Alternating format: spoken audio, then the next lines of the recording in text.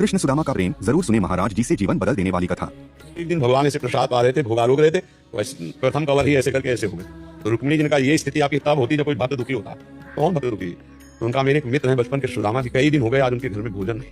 बोले प्रभु आपका मित्र और भोजन नहीं, आप इशारा करो त्रिभुवन की राज्य लक्ष्मी, क्योंकि महालक्ष्मी का अवतार रुक्मिणी। बोले इशारा तो तब करेंगे उसके अंदर इच्छा हो, तो उसके अंदर इच्छा ही नहीं। तो रुक्मिणी जी ने कहा प्रभु अब हम नहीं सह सकते, आप जाओ और इच्छा जागृत करो। तो उनका उसके हृदय में तो नहीं जागृत कर सका। सुदामा इतना निष्काम भक्त है, उसके हृदय में इच्छा जागृत नहीं कर सका, उनकी पत्नी के हृदय में इच्छा जागृत कर सका।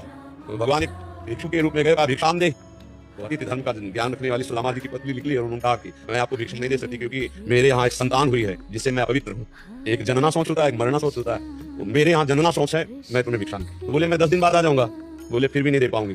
क्यों? क्योंकि जो हमारी अपवित्रता वो दूर होने वाली नहीं। बोले ऐसा क्या? बोले स्पष्ट बताऊं, दरिद्रता रूपी संतान को हमने जन्म दिया है। दरिद्रता अर्थात मेरे पास कुछ नहीं कि मैं आपको दे दूं। तो उन्होंने सुना है तुम्हारे पति द्वारिकाधीश के मित्र हैं, क्या तुम्हें पता नहीं है? कभी याद दिलाना, अगर एक बार द्वारिका चले गए तो निहाल हो जाएंगे स्वयं भगवान। और भगवान जब उनकी पत्नी आई तो उन्होंने कहा सुना है आपके मित्र श्री कृष्ण द्वारिकाधीश है। बोले हाँ।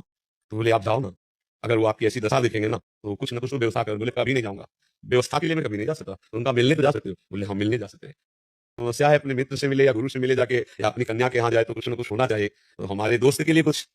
तो वहाँ क्या था, एक पड़ोसन के आ गई तो उसने चावल के पछोरने वाले जो आगे तंदुल होते टूटे हुए, हाँ वो दिए। तो वो भी फटे कपड़े में लेकर भगवान के लिए भेंट। और द्वारिका, और हालत ये थी कि बिवाई पैरों में फटी हुई फटा कपड़ा, और भगवान के कान में ये भी पड़ा कि सुदामा जी मिलने आए। तो ऐसे भागे कि पूछो मत, सबके होश उड़ गए कि ब्रह्मा जी और शंकर जी यहाँ आते हैं तो उनको भी इंतजार करना पड़ता है। लेकिन एक शब्द सुना, सुदामा जी आए तो बावरी होकर भगवान भाग पड़े और ऐसे जाकर हृदय से लगे और रुक्मिणी जी के पलंग में आकर भगवान ने बैठा रुक्मिणी जी को। और आप स्वयं चरण हुए भगवान की। देखो भक्त के चरण, पग चापू और सेज बिछाऊं, नौकर बनूं हजाम, हाँकू बैल बनो गढ़वारो, बिना तन पार अथवान, यही तो मेरे मन में छड़ी भगत मेरे मुकुट में। और भगवान के अश्रु प्रवाहित हो रहे सुदामा जी की दशा देखकर। बार बार चेहरे की तरफ देखते हैं, बार बार चरणों की। सुदामा जी के अश्रु चलने की करुणा निधान, अखिल कोटि ब्रह्मांड में कौन सी लीला कर रहे हो? रुक्मिणी जी जल डाल रही है, भगवान चरण पखार रहे हैं।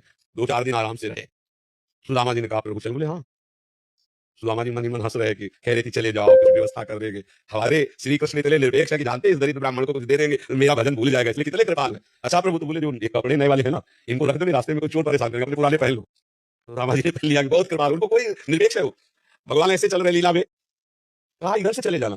सुदामा जी को लगा था कि 2-4 सर्फियां होंगी तो 2-4 10 दिन के लिए अन्ना दे। इधर से चले जाना, जाके आप इधर से मुड़ जाना तो जल्दी पहुंच जाएंगे। बोले प्रभु आपकी कृपा, बिल्कुल सहज में पहुंच जाएंगे। मतलब कुछ चलाई दिया, कुछ चलाई। भगवान ने सुदामा जी को तंदुल निकाल नहीं रहे थे, जबरदस्ती छील कर पाए और सुदामा जी को कुछ चले दिया प्रकट में। सुदामा जी बहुत प्रसन्न हो रहे हैं, मेरे श्री कृष्ण परम कृपाल हैं, क्योंकि उन्होंने माया या कोई भोग इसलिए नहीं दिया, हमारा चित्र प्रभु किसी और कहीं न जाए। ऐसे मगन होते वहां पहुंचे तो दृष्टि गई कि हमारा नगर तो इसी क्षेत्र में था, ये तो पूरी द्वारिकापुरी है। पूछा लोगों से तो बोले यहाँ हमारे सुदामा जी थे, उन्हीं की सुदामापुरी है। जब देखा पत्नी आरती करने आ रही है, जैसी द्वारिकापुरी वैसी सुदामापुरी की रचना हो गई। ये हर भक्त के जीवन में होता है और दिखना नहीं चाहिए। मतलब